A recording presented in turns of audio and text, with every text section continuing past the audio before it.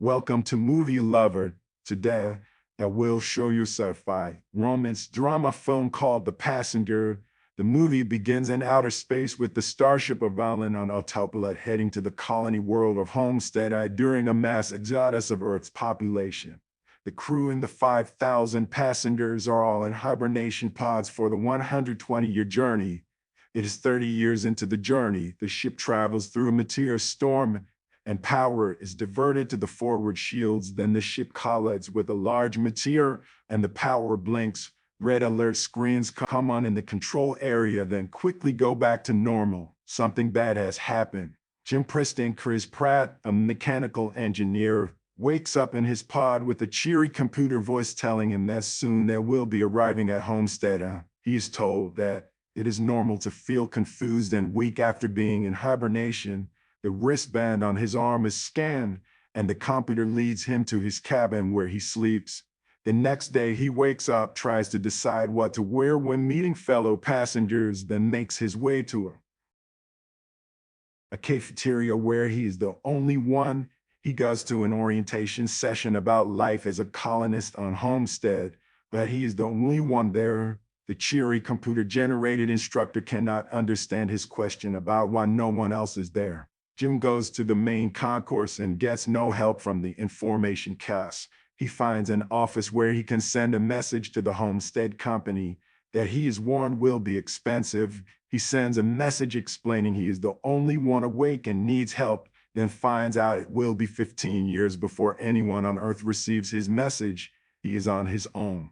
Jim finds manuals for all the ship equipment. He studies the manual on the hibernation pods but cannot find a way to get it started again once the person has woken up. He cannot get into the area where the crew pods are to try and wake anyone for help, and he cannot get into the common area.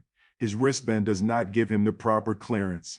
Jim finds the robot bartender Arthur Michael Sheen, who he can talk to, but the robot is programmed to dispense bartender advice. Like if you don't like where you are, change things. Jim is a general class passenger with a basic cabin, and he breaks into a suite with nicer amenities. A year passes as Jim makes use of the ship's entertainment facilities, but without other people, he becomes more desperately lonely. He goes to an area where passengers can put on a spacesuit and go outside while safely tethered to the ship. The ship contemplates suicide by opening the airlock without a spacesuit, but stops himself and runs into the pod area.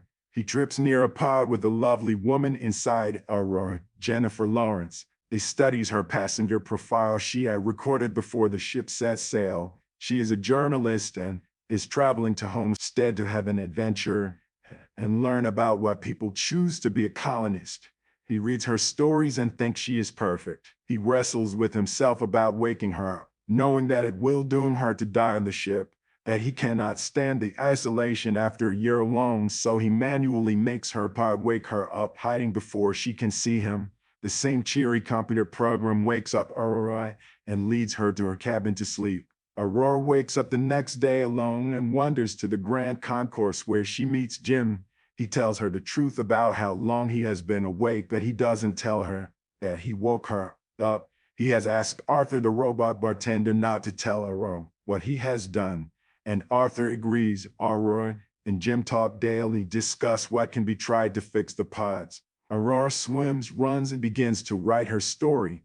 She asks why Jim left planet Earth, and he says he likes to make things and fix things, and on Earth things get replaced when they break and are not fixed. He wants to live in a house he builds himself. Her plan was to travel to the colony, spend a year there talking to colonists about why they left Earth, then return to Earth. Aurora, the gold-class passenger. After some time of getting to know each other, Jim asks Aurora on a date and she accepts. After they eat, he takes her to the spacesuit room, and there are two suits and they both get dressed and go outside. Coming back in, Aurora is excited, and they go to Jim's cabin and make love. They are happy, have their round of exercise, watching the stars, taking advantage of the ship's entertainment and restaurant venues.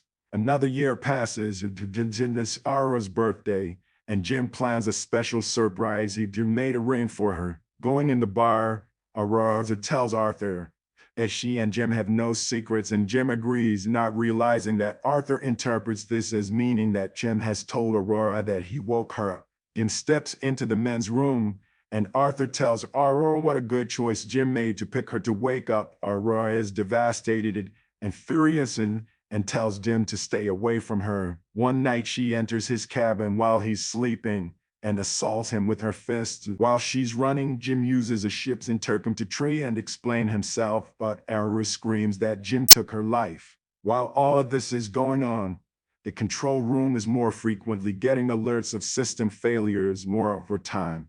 Jim and Aurora have noticed small things like the cleaning robots having system failures. It's now 2 years since the meteor collision. One day, Gus Lawrence Fishburne wakes up and appears on the concourse. He's a deck crew chief and has woken up early. Hibernation pods have never failed before.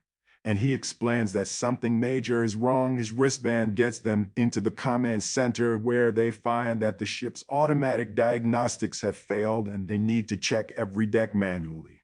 While Gus runs tests before this can be done, there is a major gravity failure, and Aurora almost drowns while in the swimming pool. Gus finds that there have been cascading failures, and the computer can make a timeline that shows the first failure was 2 years before.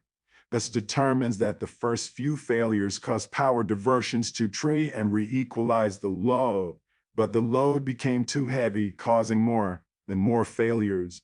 The whole ship is in danger of becoming dead in space, which will doom the entire crew and passengers. The area first affected was in the main engine area. They will have to do a manual inspection to tell where. At this point, Gus collapses, and Jim and Aurora take him to the infirmary and put him in the medical auto diagnostic scanner. There are multiple necrosis all throughout his body, and death is imminent because of the malfunctioning hibernation pod. He puts on his uniform and prepares to die, and gives Jim and Aurora his wristband so they can access the areas of the ship they need to go to fix things. In engineering, Jim and Aurora find a hole made by meteorite that goes through some critical areas. When they open one door, Aurora is almost sucked out because of a hole through the hull. She blocks it with a tablet Jim pushes to her, and Jim uses a liquid sealant to further seal to the hole. The area pressurizes, and they then learn the fusion engine exhaust has to be manually vented. The manual override won't work. Jim has to get into a spacesuit and go outside to fix it. He ends up having to go into the exhaust passage to open a flap, but it won't stay open unless Jim holds it open so that the manual vent will work. Aurora, now desperate not to lose Jim, argues with him over the radio, but she pulls the lever. Jim is pushed out, his tether breaks, and there is a hole in his suit. He tells Aurora goodbye. She runs to get into a spacesuit herself and goes to look for him.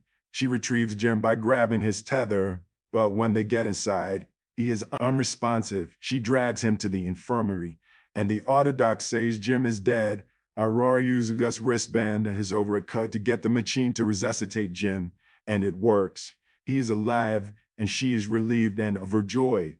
Later, things are back to normal on the ship. Jim works on the autodoc and tells Aurora he found that using the command override he could put her back in hibernation in the infirmary, but he would be alone again. Aurora chooses to stay awake with Jim and make a life with him on the ship together.